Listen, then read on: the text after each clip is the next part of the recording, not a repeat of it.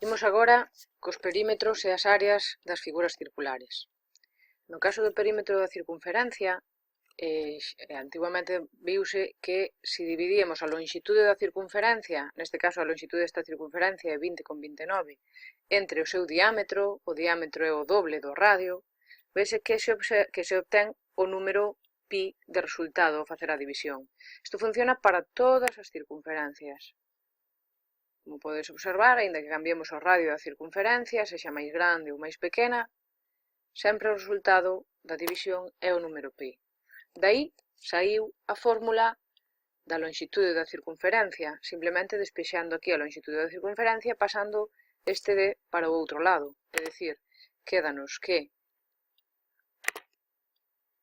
a lonxitude, o perímetro da circunferencia sería pi por o seu diámetro. E como o diámetro é 2 veces o radio, xa nos queda que é 2 por pi polo radio. E dai sacamos a fórmula da lonxitude da circunferencia. Aí o temos. Ben, no caso de que falemos da lonxitude de un arco de circunferencia, que sería calcular esta lonxitude de aquí, vemos que arcos podemos ter moitos.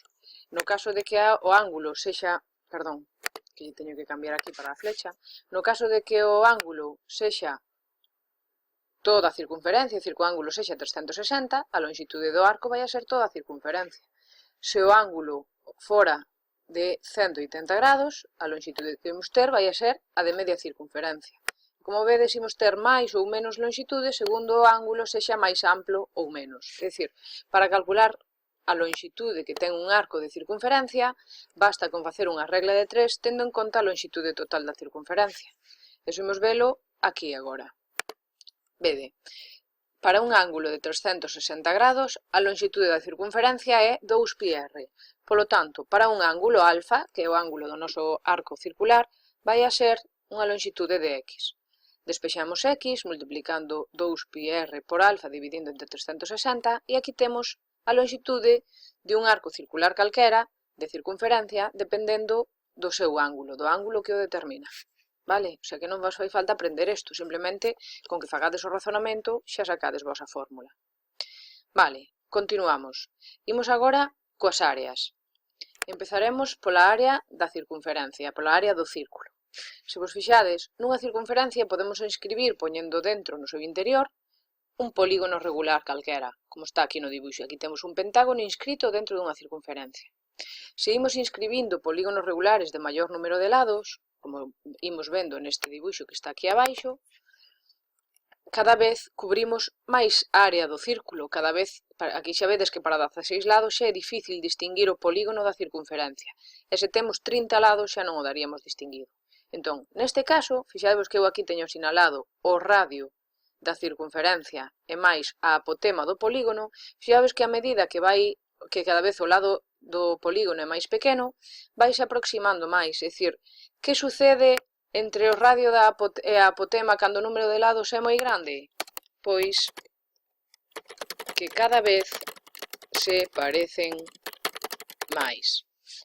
Como van a ser os lados dese polígono? Que vai a pasar cos lados deste polígono? Fixadevos no lado deste hexágono e fixadevos no lado deste octógono. Cada vez o lado vai sendo máis pequeno.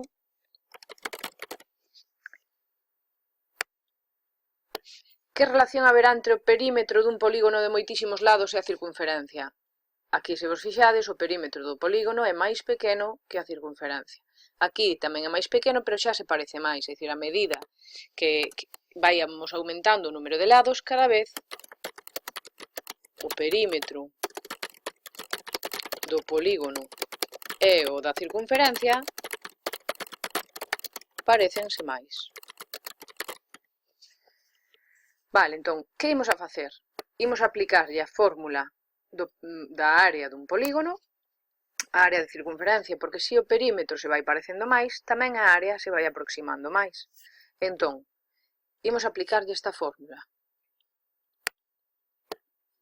Se en vez de o perímetro do polígono lle poñemos xa o perímetro da circunferencia, teremos 2 por pi por r. Imos a velo aquí, imos a construir aquí unha fórmula, vamos a insertar unha ecuación, vamos a ver aquí se nos deixa. Vale, aquí non nos deixa, entón imos abrir un archivo novo.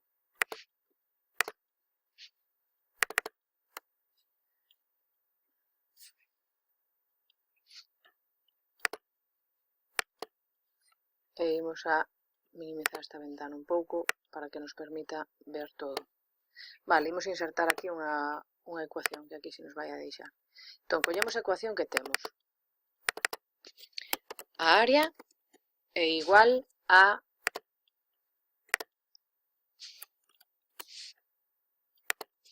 perímetro por apotema partido por 2, a área do polígono. Fixadevos que o perímetro é a suma de todos os lados, polo tanto é o mismo que a fórmula que vimos antes. O perímetro é o número de lados polo que mide cada lado, pola apotema partido por 2, é a mesma fórmula. Entón, en vez de o perímetro do polígono, imos poñer o perímetro da circunferencia, que é 2 por pi